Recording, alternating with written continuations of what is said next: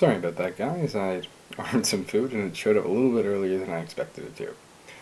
To continue off from where I was, the second example is from an episode where Top Gear did one of their challenges, where they had to go and build a bridge over the River Kwai. Now, once again, for those who are unfamiliar with it, Top Gear has two expressions which they are most noted for. The first is, how hard can it be? And the second is what is considered by them and by most people to basically be the show's mantra whenever they try to see how hard something could be, which is ambitious but rubbish. So during this, they actually managed to pull off building a bridge over a river. Towever, they ended up at the wrong river and ended up building it over the River Cock. So, towards the end of this, they're commenting on the construction of the bridge. And one side of the bridge, because what they did was, they did make a bridge they could drive a car over. So instead of trying to make one very impressive, massive structure, it was done in the movie, for anyone who's seen it, what they did was they built two individual bridges. The reason for this being that, for the materials they had and the tools that they had, it was what they agreed upon was the best design. Which basically means that James May did some clever maths and told them it was the best way to do it. So you had two wheels of the car going down this side, and the other two wheels going down this side as you drove across the river.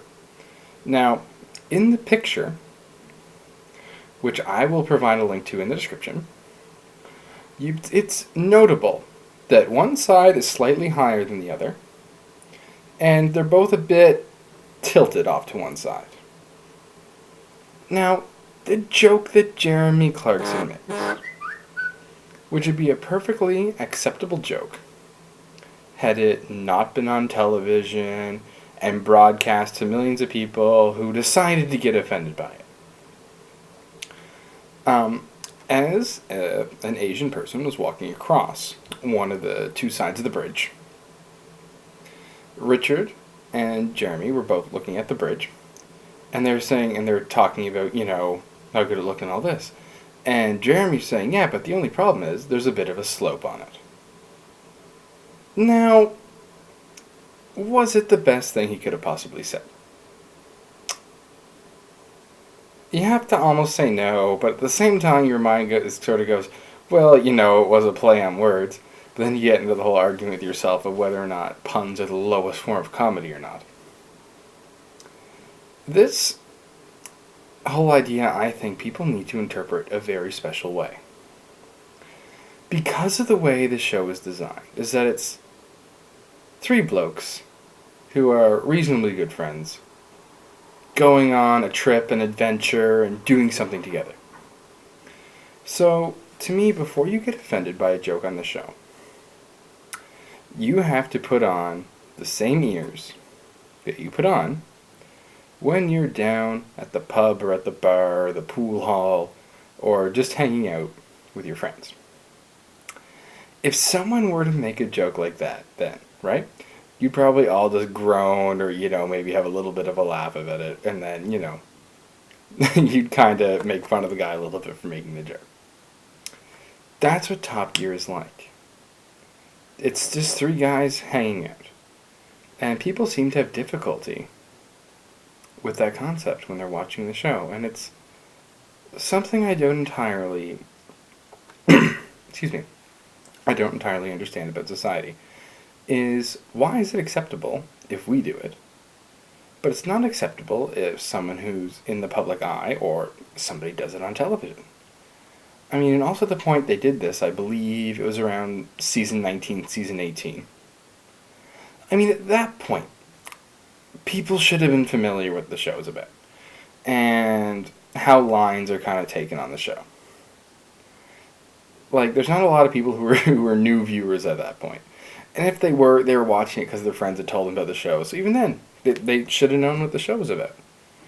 So I don't really see where the outrage comes from. Now, it must be said that telling an off-color joke is a much bigger deal than punching someone in the face. And before people start raging about, well, he assaulted someone else. Well, firstly, we don't know that he assaulted anybody yet. For all we know, it could have been a fight. Maybe punches were thrown by both sides. We just don't know. We don't have the information. But one thing I would like to point out is that this isn't the first time that Clarkson has punched someone in the face. Now, the difference is, one, that person was not a producer of the show, who, in my opinion, isn't relevant anyway. I mean, what's the relevance of the producer on a show like Top Gear? The producer is almost a glorified organizer. And beyond that, there's more than one producer. Sure, they all have specializations and they're highly qualified, otherwise they wouldn't be working there. But I think it'd be much easier to replace that producer than it would be to replace Clarkson, and it'd be much more profitable. So, okay, that's my first point. My second point is, the other person he punched in the face, as many know, and many find funny, was Piers Morgan. Now, Clarkson didn't just walk up to him and just punch him in the face, like a lot of people would have liked to at the time, and a fair amount of people would still like to do. This bout of fisticuffs was brought on because Piers Morgan kept making insinuations or comments about Clarkson's wife. Now, am I promoting violence as an acceptable altercation when someone verbally says something to you? Well, no. But then again, there are also times when it's excusable. And personally, I believe that's one of them. It was the only thing he had left at his disposal in order to stop the occurrence and to teach the other person a lesson. So, since we don't know what happened yet, and given that the one time this has happened before, Clarkson had a defensible position. Until we know the details, I think people should stop taking the producer's side about it, blaming Clarkson for going off the deep end, and just wait to see what happens. Although, honestly, I think if it even ends up being Clarkson's fault, there's no way he's going to continue to be banned from the BBC. Because, well, here's what will happen. He'll effectively end up going the way of Jonathan Ross, who was banned from the BBC for some actions that he did and things like that. And then he came back, worked on other networks for a little while, but did extremely, extremely well. And so if Clarkson goes and is banned from the BBC, personally, all I think is going to happen is May, Clarkson, and Hammond are going to go to another network and say, hey, listen, give us a bunch of money. We'll make you a whole lot of money. And together we'll bury the BBC. So the BBC has a very important choice to make. Do they say, okay, we're going to treat you like we're going to treat you like any other presenter on any other BBC program, and just say, hey, you did this, it's unacceptable, you didn't represent us or yourself well, I'm sorry, we're going to have to let you go. Or are they going to say, okay, let's think about this. If we fire the producer, okay, we got to get a new producer, that's not a big deal. We continue to tuck it. Now, all this controversy around this is going to pique people's interest. So they're going to start watching more. So they're going to see, well, what's Clarkson going to do next? Which is a lot of the show's audience at back watches going. I wonder what JC is going to come up with next time. So, to me, this is all just a bit of not a charade, but just an act where the BBC is pretending to be offended by it. I mean, if this was a serious matter, right, it would not be within the administration of the BBC's purview. Because if someone assaults you, right, Do you go and tell their boss? Like if someone assaults you in the workplace, okay? Okay, and I'll finish. You may file, some HR stuff, so the company knows about it. But if it's a true case of assault, it's not up to them what the disciplinary action is. The events are to be proven in a court of law where you would make a criminal charge. In this case, you'd be charging someone with assault.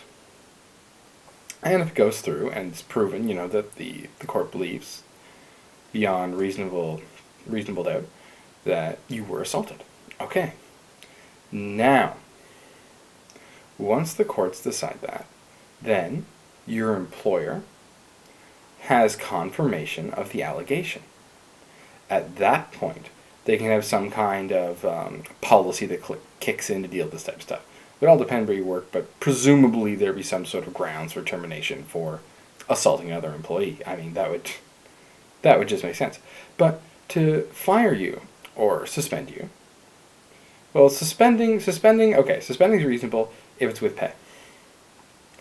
Or if there's a policy where, this all goes through, and if it's found that you were not guilty or falsely accused, that you would then receive the back pay for time suspended. Either one of those options is reasonable to me. But if they fire you before the allegation comes out, then all they're saying is, well, this person said you did it, so I'm sorry, we're going to have to let you go. That's like, I know it's a fairly ridiculous example, but that's like before there was more equality in our court systems, right? All a white woman had to do was point at a black man and indicate that an individual had raped or assaulted her, and you'd been presumed guilty. Now, what's the difference between this and that? I mean, all we're doing is presuming guilt, which is not something that I understood modern society or Western society believed in. So basically, we're going to have to weather the storm for a while until we get more Top Gear episodes with a new producer and with Clarkson and the band back together. All right, well, this is the end of another episode of, well, I guess just a chat with Matt. All right, see you next time.